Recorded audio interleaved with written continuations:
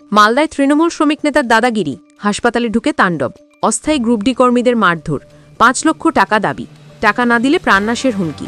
তৃণমূল শ্রমিক নেতার নামে লিখিত অভিযোগ দায়ের থানায়। মালদা মেডিকেল কলেজ হাসপাতালের ঘটনা। জানা যায়, গতকাল গভীর রাতে ইংলিশবাজার পৌরসভার তৃণমূল কাউন্সিলরের স্বামী তথা আইএনটিটিইউসির জেলা সহসভাপতি জয়ন্ত বোস হাসপাতালে গ্রুপ ডি সুপারভাইজারের অফিসে ঢুকে তাণ্ডব চালায়। মারধর করা হয় ডিউটিতে থাকা শাহিম বিশ্বাস এবং বিশ্বজিৎ সিংহকে। সেই সঙ্গে ৫ লক্ষ টাকা দাবি করা হয়। জানা যায়, মালদা মেডিকেল কলেজ হাসপাতালে এই মুহূর্তে দিল্লির একটি কোম্পানির অধীনে ১৩৫ জন গ্রুপ ডি রয়েছেন, যাদের মধ্যে প্রায় ৫০ জন মহিলা। চলতি বছরের অগস্ট মাসে দায়িত্ব নেয় ওই কোম্পানি। অভিযোগ, তৃণমূল শ্রমিক নেতা হাসপাতালে ঢুকে অস্থায়ী গ্রুপ ডি কর্মীদের মারধর করে সেই কোম্পানির কাছে ৫ লক্ষ টাকা দাবি করে। এদিকে আজ সকালে বিষয়টি জানাজানি হতেই বিক্ষোভে ফেটে পড়েন অন্যান্য কর্মীরা। নিজেদের নিরাপত্তার দাবি তুলে হাসপাতালের সামনে বিক্ষোভ দেখান মহিলা এবং পুরুষ গ্রুপ ডি কর্মীরা। তারা জানান, আরজি কনের ঘটনা এখনো দগদগে, এর মধ্যে এই ঘটনা। তারা ডিউটি করতে ভয় পাচ্ছেন। তাদের নিরাপত্তা কোথায় প্রশ্ন তুলে সোচ্চার হন। তবে যদিও এই সমস্ত অভিযোগ ভিত্তিহীন বলে দাবি করছেন ওই তৃণমূল শ্রমিক নেতা।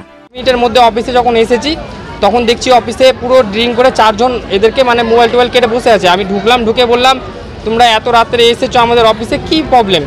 তখন বলছে কি আমরা যেটা বলবো সেটাই হচ্ছে ফাইনাল কথা, ঠিক আছে? তো তোমার মালিককে ফোনটা লাগাও। আমি বললাম, তোমাদের যদি কোনো কথা থাকে তাহলে সকালে আসো, সন্ধ্যাবেলা আসো, একটা টাইম হয়, এই টাইমে আসিও না। তখন বলছে, বেশি কথা বলিস না, না তাহলে এখানটা কেউ বাঁচাতে পারবে না, ঠিক আছে? তো আমি বললাম, তাহলে এটা কেমন ধরনের কথাবার্তা? তখন বলছে কি, মালিককে বল আমাদের যেটা পার্সেন্টেজ থাকে সেটা দিয়ে আমাদেরকে এখানটা কাজ করতে হবে। কত টাকা? ৫ লাখ টাকা দাবি ওদেরকে করেছে। জয়ন্ত বোস করেছে, আইএনটিটিসির প্রেসিডেন্ট বলছিল।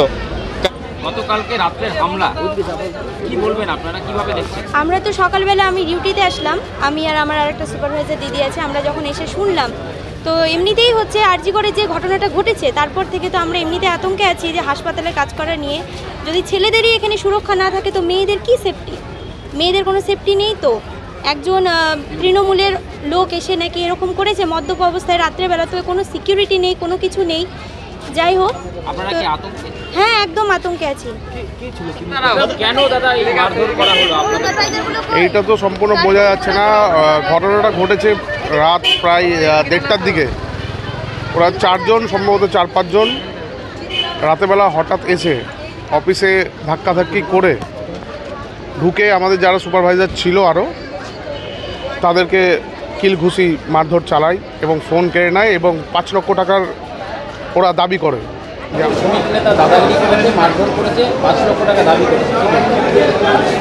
এটা মিথ্যা কথা, এ ধরনের ঘটনা নয়।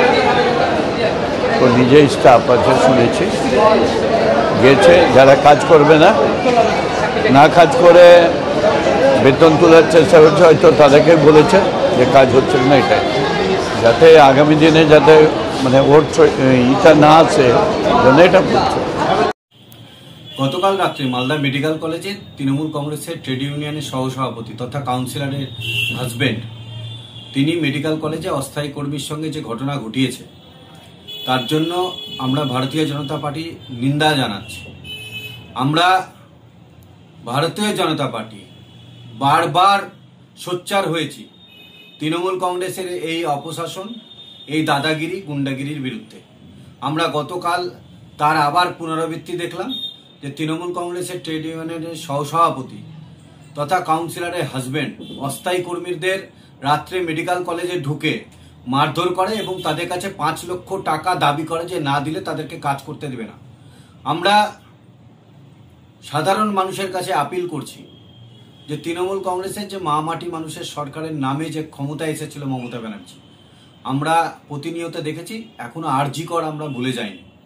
আরজি কলে যে নৃশংস ঘটনা ঘটেছিল তারই পুনরাবৃত্তি মালদায় হয়েছে গতকাল মেডিকেল কলেজে।